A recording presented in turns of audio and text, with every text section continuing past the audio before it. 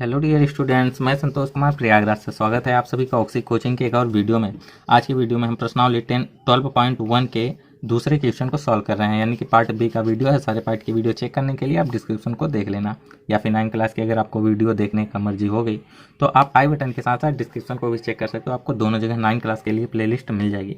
तो वीडियो शुरू करने से पहले सब्सक्राइब कीजिए ऑक्सी कोचिंग यूट्यूब चैनल को और बेल आइकन को ऑल पे कीजिए, जिससे फ्यूचर में कोई वीडियो आप मिस ना करो। अगर आपने पहले से ही सब्सक्राइब कर रखा है तो थैंक यू वेरी मच। किसी फ्लाईओवर की त्रिभुजाकार दीवार को विज्ञापनों के लिए प्रयोग किया जाता है। दीवार की भुजाओं की लंबाइयाँ 122 मीटर, 22 मीटर और 120 मीटर है। इस विज्ञापन से प्रतिवर्ष 5,000 रुपये प्रति मीटर स्क्वायर की प्राप्ति होती है। एक कंपनी ने एक दीवार को विज्ञापन देने के लिए 3 महीने के लिए किराए पर लिया। उसने कुल कितना किराया दिया, हमें यही बताना है। कुछ समझ में आया आपको? नहीं आया? कोई बात नहीं, हम आपको बताने वाले हैं। देखो, आपको अगर चेक करोगे, बुक में देखोगे तो आपको एक आकृति मिल जाएगी, तो आप उस आकृति में देख लो या फिर इधर देख लो। देखो, एक दीवार है, ठीक है। वैसे फ्लाईओवर है तो आगे भी बनी हुई है, लेकिन हमें सिर्फ कितने से ही मतलब है, दीवार है। अब इस दीवार पे विज्ञापन देने का किराया है 5,000 रुपये, 5,000 रुपये प्रति मीटर स्क्वायर, ठीक है। तो अब इसकी सबसे बड़ी भुजा, यानी ये वाली सबसे बड़ी भुजा होगी, कितना है? 122 मीटर। हाँ, ये वाली भुजा 122 मीटर की है, ये वाली 20 मीटर की है और ये वाली 120 मीटर की है, ठीक है। तो इस दीवार पे विज्ञापन देने का किराया कितना है? 5,000 रुपये प्रति मीटर स्क्वायर। कितने साल भर का किराया है, लेकिन कंपनी क्या करेगी? 3 महीने के लिए ही पूरी की पूरी दीवार को किराए पर ले लेगी। तो कितना टोटल रुपया होगा, यही हमें ज्ञात करना है।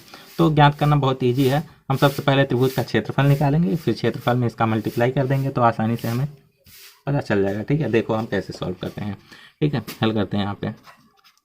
तो क्या क्या दिया गया है क्वेश्चन में, ये आपको पता ही है। डायरेक्ट बढ़ते हैं हल के ऊपर। तो सबसे पहले दीवार की विमाएँ, दीवार की विमाएँ, विमाएँ या फिर दीवार की दीवार के भुजाओं की लंबाई कुछ भी।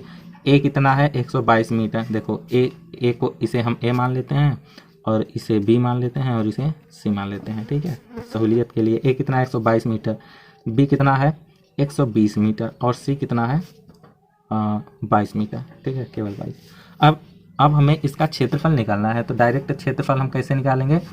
हीरोन के सूत्र की सहायता से। तो उसके सूत्र की सहायता से निकालने के लिए हमें अर्ध परिमाप की आवश्यकता होगी। तो हम सबसे पहले अर्ध परिमाप निकालते हैं। तो अर्ध परिमाप का फार्मूला है a प्लस बी प्लस सी अपान 2, ठीक है। अर्ध परिमाप को हम यस से दिखाते हैं। a का मान है कितना, इधर हमने लिखा ही है 122, प्लस b का मान है 120, प्लस c का मान है केवल 22, ठीक है, अपान 2। अगर इसे हम सॉल्व करें तो अगर इन तीनों को प्लस करेंगे तो 2 2 4, 2 2 2 6 और 1 1, ठीक है, 264 अपान 2। इसे अगर हम सॉल्व करेंगे तो 132 आएगा, ठीक है। 264 को 2 से अगर डिवाइड करेंगे तो 132, यानी कि यस का मान हमें कितना प्राप्त हुआ? 132।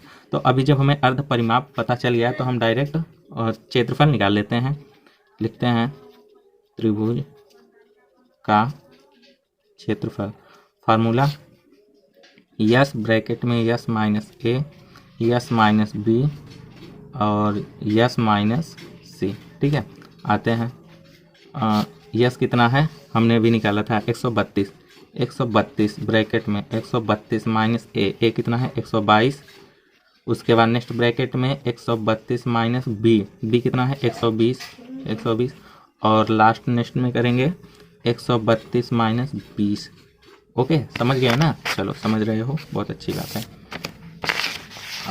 इसके बाद अब हम इसे सॉल्व करें तो ये तो 132 को अगर हम 11 और 12 में तोड़ देंगे, ठीक है। क्यों तोड़ रहे हैं आप समझ जाओगे। इस 132 को 11 इंटू 12 में हमने तोड़ दिया, क्योंकि होता है। अब 132 में से 122 को अगर हम मल्टीप्लाई करेंगे, सॉरी 132 में से 122 को घटाएंगे तो केवल और केवल 12 बचेगा, ठीक है, 12। और इधर 132 में 120 को निकाल रहे हैं, नहीं, 132 में 122, ये 10 बचेगा, ठीक है। और 132 में 120 को निकालेंगे तो ये 12 बचेगा। और इंटू में 132 में अगर 20 को निकालें तो 110 बचता है, 110, ठीक है। तो ये 12 और ये 12, ये दोनों 12 मिलके बाहर आ गए, ठीक है। तो बाहर आने पर एक 12 बचेगा और अंडर रूट में भी क्या बचा?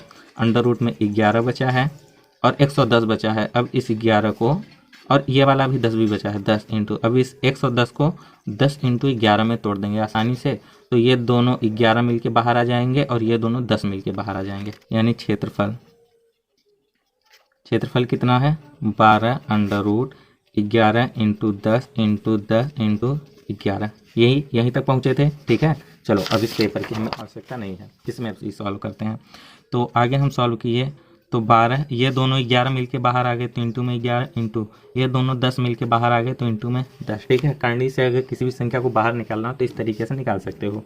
इन तीनों को अगर हम मल्टीप्लाई कर देंगे तो क्या आएगा, 12 धामा 120, 120 का मल्टीप्लाई 11 के साथ करेंगे तो आप कर लेना 1320 आएगा। अब ये क्षेत्रफल है तो भाई मीटर स्क्वायर में, यानी कि दीवार का क्षेत्रफल कितना है आप बताओ, 1320 मीटर। ठीक है, अभी जब दीवार का क्षेत्रफल हमें पता चल गया तो हम वो निकाल लेते हैं कि कितना किराया लगेगा। तो किराया दिया गया था, पहले वो लिख लेते हैं कि दीवार के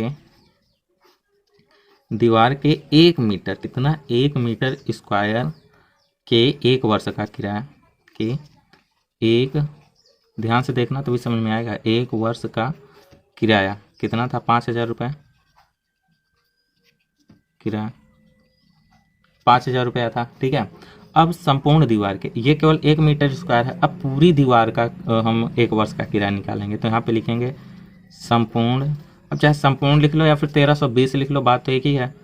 संपूर्ण दीवार के 1 वर्ष का किराया, ये आप नीचे उतार लेना। ठीक है, कितना हो जाएगा, 5000 में हमने 1320 का मल्टीप्लाई करना पड़ेगा क्योंकि संपूर्ण दीवार का क्षेत्रफल तो यही है 1320। ओके, अभी देखो ये संपूर्ण दीवार की 1 वर्ष का किराया है 1320, लेकिन कंपनी ने सिर्फ और सिर्फ 3 महीने के लिए ही लिया, 3 महीने के लिए ही वो किराए पर लेगी।